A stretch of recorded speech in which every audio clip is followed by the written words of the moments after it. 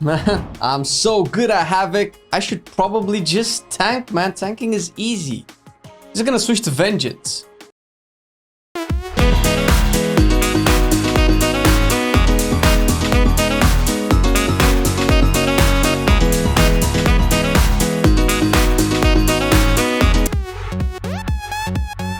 If you don't want that to happen to you, then stay tuned and bookmark this video, because today we will go over the talents, gear, corruptions, rotations, and more for the underdog making its way to the top. Vengeance tanking in 8.3, baby. That's what I'm talking about. Let's hit it.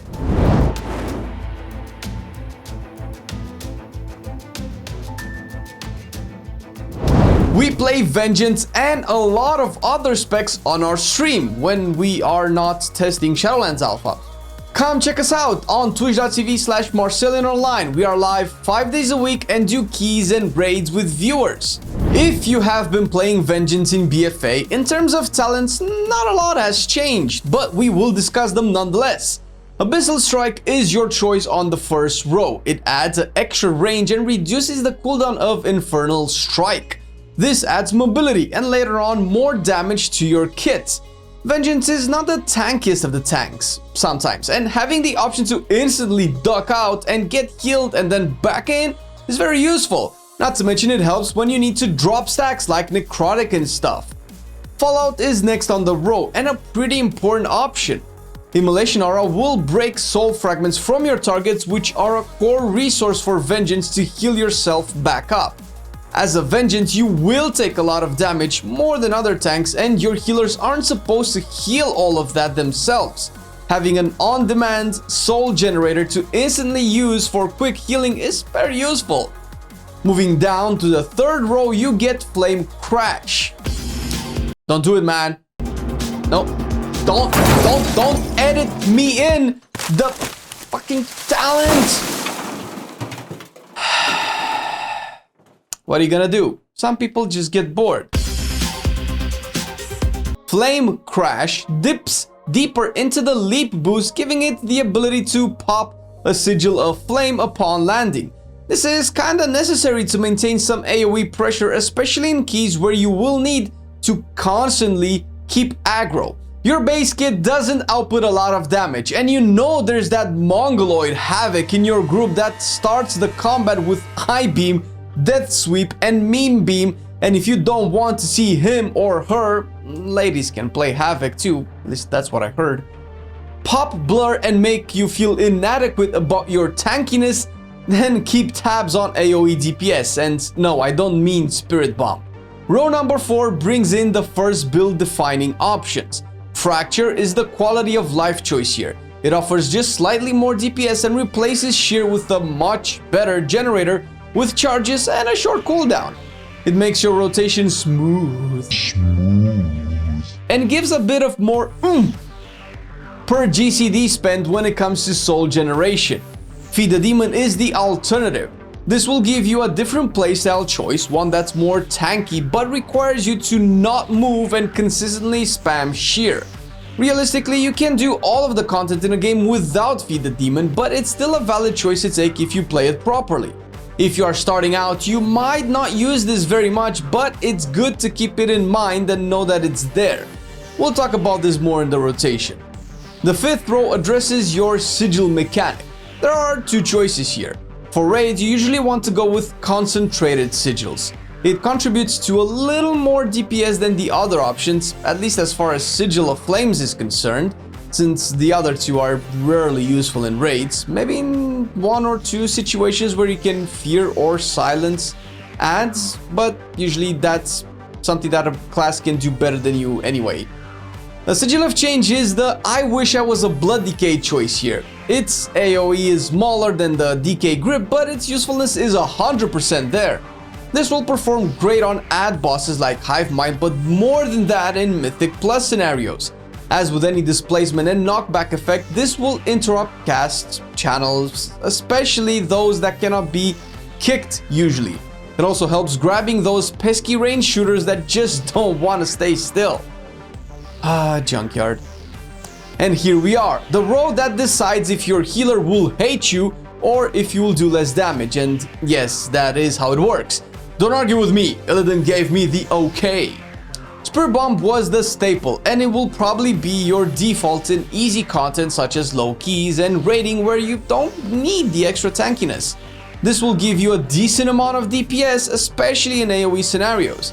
It will also alter your playstyle a bit, where you want to always consume it with 5 souls without really overcapping, so this will not go very well with the Feed the Demon, for instance, at least synergy-wise. Gluttony, however, oh boy. I know it's inconsistent, guys, but it's not really that inconsistent.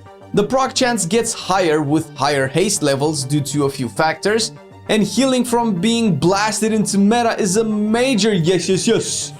Not to mention the HP boost and armor make it so you don't have to press demon spikes while in meta. This gives them the time to charge back up. Also, running corruptions like Toilet Devastation will increase your DPS output considerably, since you will be in meta more often than not compared to Spirit Bomb. Lastly, the 7th row, pick Last Resort as your ideal choice here. It's usually the go-to for progression type content, meaning tackling the raid bosses for the first time or pushing keys higher than you could previously. This essentially works when you are not 100% sure how things will go. In very high keys, it also enables you to do some stupid big pulls as long as you are aware of the 8-minute cooldown on it.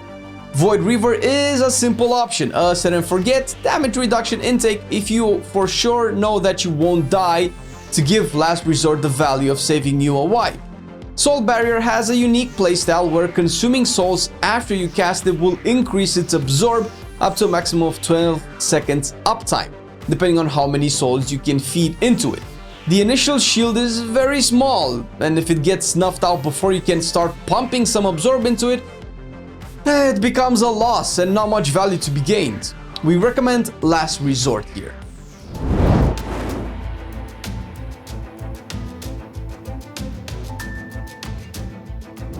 When it comes to stats, as with all tanks, you cannot simulate survivability and tankiness since damage intake is very irregular and every individual NPC has a different damage profile. It usually comes down to how you feel with certain stats depending on what content you are doing, although the priority still sees agility or eye level above all else. You can start to debate the value of it if it's just like 5 eye levels and if the stats are some of the worst ones, since the second best stat to get is haste, followed very closely by versatility. So maybe a 470 eye level crit mastery piece will be worse than a 465 haste versatility piece. There's a lot of gray area here because both crit and mastery still give some tankiness, and we are talking tankiness and not damage output. Optimizing for more damage comes at a point where the content you do is trivial, and sacrificing some survivability won't hinder your playstyle, and the increase in damage does not come with a downside. That usually is something that you will notice fairly easy on your own. Haste essentially reduces the cooldown on your major abilities, specifically Demon Spikes, Fracture, and Immolation Aura. Not only this, faster playstyles means more souls generated means more Gluttony procs and Essence value gain. More on that later. Also, more heals, but you already knew that, right? Once you start tackling content difficult enough, versatility will start to shine a bit more since it's a flat damage reduction. Where haste benefits you in Demon Spikes rotation, versatility benefits you everywhere since it's passive and doesn't really rely on you pressing anything. Although it does increase the healing output you do, which is also a major part of your kit, so remember that. As such, starting out you can get a Cord of Haste and Quicksand Spinel for your basic haste needs on rings and sockets. The weapons can and should have Force Multiplier and Quick Navigation. The survivability gain from weapon enchant is minimal, so you can actually sim DPS output and choose different ones if you like. The Flask will clearly be the greater currents one for the agility. No stamina please, just don't do it, okay? But Twilight, no! No Twilight, no Stamina Flask, okay thanks, bye. The only real tankiness potion, however small the gain, will be the superior agility one, while Unbridled Fury can give you the most single target damage output. In AoE you can opt for Empowered Proximity for more AoE damage. Lastly, eat Feasts if available, or simply go with Baked Potato for the haste buff. You can start replacing the haste variants with their versatility counterparts once you feel you have enough haste and you want to simply reduce the damage you take that normally couldn't be solved by pressing abilities faster and having a reduced GCD window. Vengeance has a few more spec-specific traits that can work as opposed to other classes, although most of the times you will only get one of each. The best example is Hour of Reaping. This 1-point wonder boosts the healing of souls just a bit, and once you consumed 40 of them little buggers, you'll get a free soul barrier after casting Soul Cleave. Neato! This adds overall tankiness on a prolonged fight, which is the theme of BFA. Numerous small gains that add up to a good end result. Next up, take Revel in Pain, and this one you can stack, but the duration increases is not stackable. This gives you a shield once your fiery brand expires on the target based on how much damage you dealt. Stacking it makes the shield bigger, but you should stack it as long as you don't sacrifice Heart of Darkness for it. This is probably one of the strongest traits out there. The raw amount of stats outclasses most other traits considering you will have your corruption over 25 anyway. This you want to stack and stack them all! One cycle of binding is good for AoE scenarios, same as Essence Sever. Both have a unique effect that doesn't stack well. As for inner traits, Overwhelming Power and Life Speed will be good to aim for considering the latter comes on a lot of raid Azurite pieces. The defensive options are usually in Passive Visage and Soulmonger. Both add to sustain, with Soulmonger have a unique mechanic and being mathematically superior to Visage. The way the game calculates this is that you don't have to absorb more than one soul at a time to get the full value of it. Essentially, absorbing one soul at a time gives you way more value than taking them all in, since the shield doesn't scale with the number of souls you soaked, just with the fact that you soaked any amount. You usually have this happen when playing Feed the Demon, since there you want to sheer spam to generate a 6th soul fragment that gets automatically consumed, meaning that each sheer heals for whatever the soul does and gives you the Soulmonger benefit. Keep that in mind if you plan on stacking this one. Moving to the essence bit, there are two main majors you want when raiding. Vision of Perfection is the staple and has been since 8.2.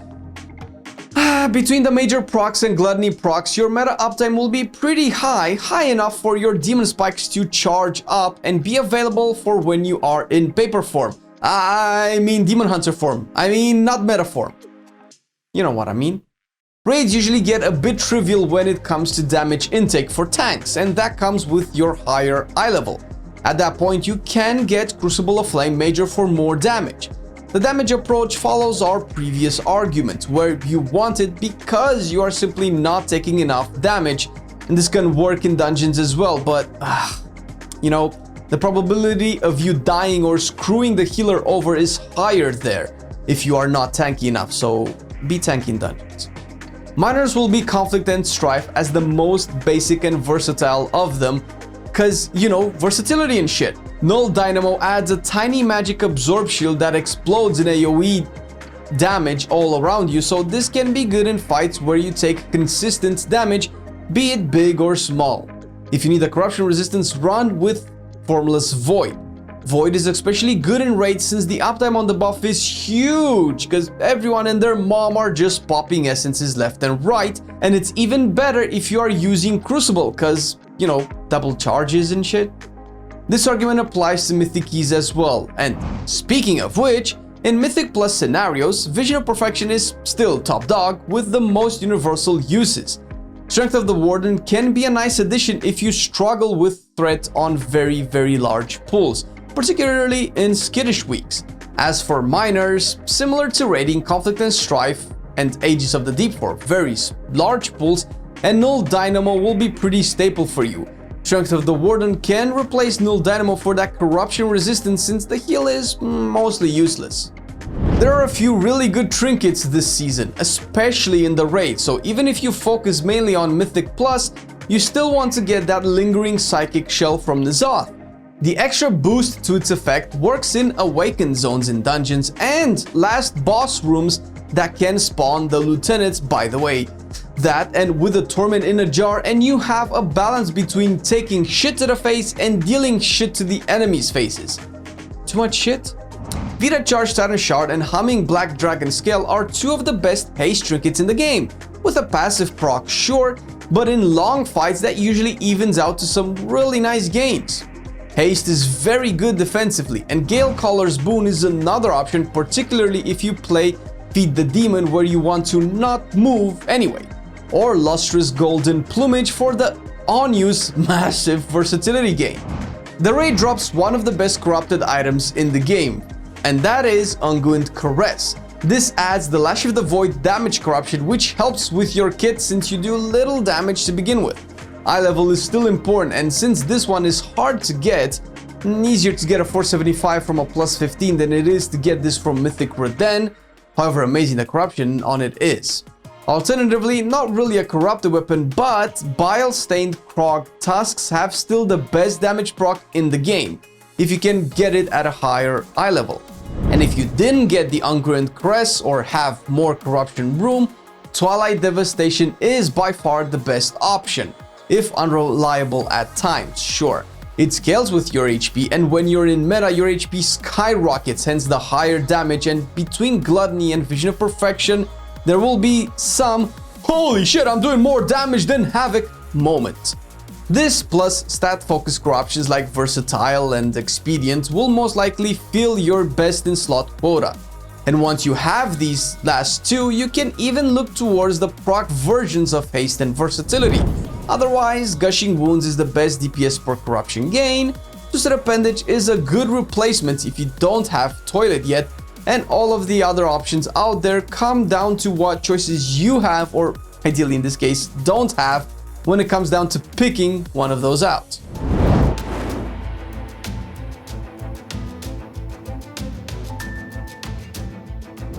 The priority system is fairly simple. Based on your talent, you want to cast Spirit Bomb at 4 or more Soul Fragments. Spam Fracture if you won't cap on Pain or Souls. Same argument for Immolation Aura. Soul Cleave is further down to consume the pain. Wow, what a sentence. With Sigil of Flame also cast on cooldown. If you are not running Fracture, Shear is usually down here on the priority list, and Throw Glaive becomes a button to press when Fracture is on cooldown and you have nothing else to do. Since Spirit Bomb eats away pain, you only want to cast Soul Cleave when above 60 when running this talent. When tanking a boss, you need to keep up with your Demon Spikes since they are your main source of mitigation outside meta, which you have no control over when it comes to procs. You want to spikes when not in meta and hold the spikes charges when meta proc so they can regenerate. In Raze, this is not usually a big issue since pretty much all bosses have a taunt swap mechanic where your co-tank will take over, giving you time to get your abilities back. Baseline, you are very squishy as a tank, and this can be felt really strongly in Mythic Dungeon keys, usually on the higher end of the spectrum. As a rule, you want to engage a pack with full pain and one charge of Demon Spikes ready. You leap into the pack with Demon Spikes on, spend your pain on Soul Cleave, then put Sigil down, then Immolation Aura, then move to your normal rotation. This can help when no Twilights proc so your DPS won't take aggro away from you. Making sure you run into the pack with full pain comes down to how you managed your last pack, meaning that just before the pack dies, you want to generate a full bar of pain to have for the next one. Before entering your key, you can also do this with random Mythic Zero mobs present prior to putting the key in. Leap, although an animation that shows you changing your vertical coordinates, the game sees you as simply charging on the ground, meaning that shit can still hit you while you are in the air, since your hitbox is on the ground. If you jump over packs, make sure to keep this in mind. Feed the Demon is played in a unique way if you really want to take advantage of it, and if played correctly can enable you to do some crazy immortal shit pulls, but that usually comes in higher keys. Once you are positioned where you need to be, stop moving and just simply spam Shear without ignoring Immolation Aura, cause souls again. Shear will generate souls consistently, and once you reach the cap of 5, which you need, every extra soul you get is used automatically, meaning that each shear will heal you for 1% of your max health or 8% of the damage you took in the last 5 seconds, whichever is highest, and shave off half a second from your demon spikes cooldown. It's simple, spam shear and not move, but you need to understand what is actually going on behind the scenes to get full value. This ups the value of Soulmonger as well. These are just a bunch of the things you are capable of when playing Vengeance, and the Demon Hunter community has a lot more to teach you if you can check the Felhammer Discord and online written guides like the Wowhead guide. Massive shout out to some of the top knowledgeable tanks out there that helped us get a better grasp on the spec and feedback the guide. Katha, Shorty, Aga, and Mandel are but a few informative voices that can help you better understand the spec and get your edgy boy to the next level. That, and of course, our patrons are continuously supporting us and we continuously appreciate that. No, really guys, you having our backs really allows us to go a little bit nuts and go crazy with the quality and resource and everything, since we do this full time. And you know, I hope it shows. And if you want to support us a little bit more, check the links down below where you can get our Patreon and, you know, get some cool shits, Patreon gears, and I don't know, maybe some merch like this one.